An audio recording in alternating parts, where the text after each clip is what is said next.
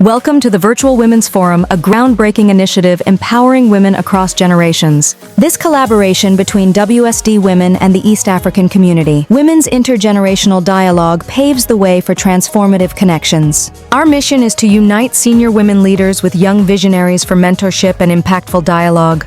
Centered on the theme, the role of digital technologies and social media in enhancing women's leadership and empowerment, we aim to inspire change. Join us as we explore barriers and best practices in business, technology, media, politics, and academia. Together, we foster a future where women lead fearlessly, empowered by digital tools and networks. Through shared experiences and wisdom, we cultivate a space for growth and innovation. Join us in this transformative journey and let's shape the future of women's leadership together.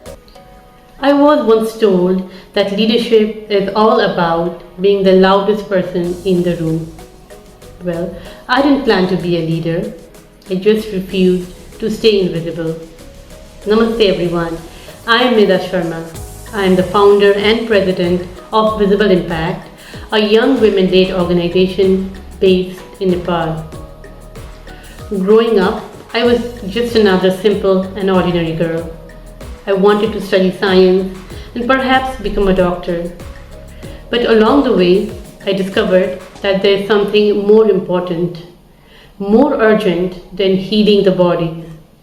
It is to be the voice of the women whose voices are oppressed and who are denied their rights to health. That's when I decided to study public health. That's when I started asking questions, some of the very uncomfortable ones. Why is women's success and worth tied only to her reproductive health? Why I, being a woman, cannot enter temples when I'm menstruating? Why do talk shows invite women as homemakers and men as political analysts and economists? Who makes the system? Who makes these policies? Why can't people for whom the policies are being made be part of the discourse? And most importantly, why do we women seek permission always before we decide to take the lead? Around 10 years back, I denied to start taking permissions before taking the lead. Along with some of my friends, I started the organization Visible Impact. Of course, it was not an easy start. We had very little funding, very small team, no blueprints, but very strong conviction that we want to bring social change. We knew that social transformation can only happen if we can empower young women, if we can empower young people who are at the margin. We started talking about those topics that the society usually finds stigmatizing.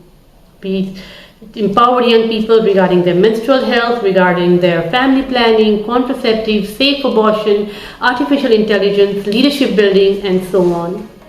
Our first project, focused on menstruation, called Menstrual Action, was a very difficult start, but today, so many young women all across Nepal have started talking about their bodily autonomy and their bodily dignity. We have around 1,000 youth champions all across Nepal, and we have reached to hundreds and thousands of young people more who talk to their communities, who empower their peers, who do intergenerational dialogues and community discourses, and who also talk to their local policymakers regarding what the new policies should be about.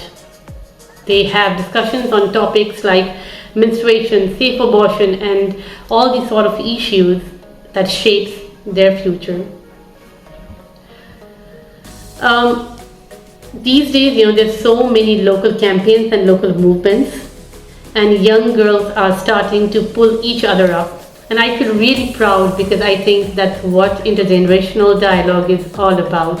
When one person that you have mentored starts to mentor many, many more young people. When I was in my 20s, I had this life-changing opportunity. We were forming a new generational leadership strategy for UNAIDS, and I was invited to a dinner meeting. Surprisingly, I was seated just next to Her Royal Highness Crown Princess Mette of Norway. She was sharing her story with so much conviction, so much inspiration and power. As I was listening to her, I was wondering, she comes from the world's most gender equal world where women are so powerful. She's one of the most powerful women in that country. And I come from a country where patriarchy is so deep rooted, and I'm the woman in that country. Yet, at that moment, I felt that we had very small differences. We were both tied by our common passion that empowering young women can bring the revolution. That day, I realized that the base that you are standing, the pedestal that shapes you, should never be an excuse for your commitment towards social change and towards leadership. That evening changed me and my views regarding leadership forever. My journey since then has been to the most dusty and rural parts of Nepal, to the glossy corridors of United Nations. I have carried the grassroots voices of young people like me from Nepal to regional and international forums like United Nations High-Level Political Forum on SDG, CEDAW Review, UPR Review, APFSD, APPC, ICPD, and so on. But what I am the most proud is not the stage that I could stand. It's about the seat I was able to take. Because sometimes, being a young woman from the Global South, you have to take your own seat, you have to create your own table and invite others to be part of that table. Well, leadership is never a very straight line. It's very messy, it's very tiring, and sometimes you feel so lonely up there.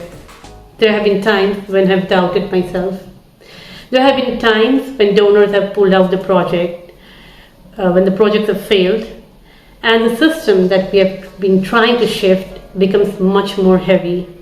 There have been times when I'm not sure whether I could stand up for my team. There are times when society doesn't accept me for being a young woman or for being from a girl from the Global South. Even today, I often question myself, have I done enough? Am I still relevant to my team and to all those young girls and young people at margin who seek inspiration from me?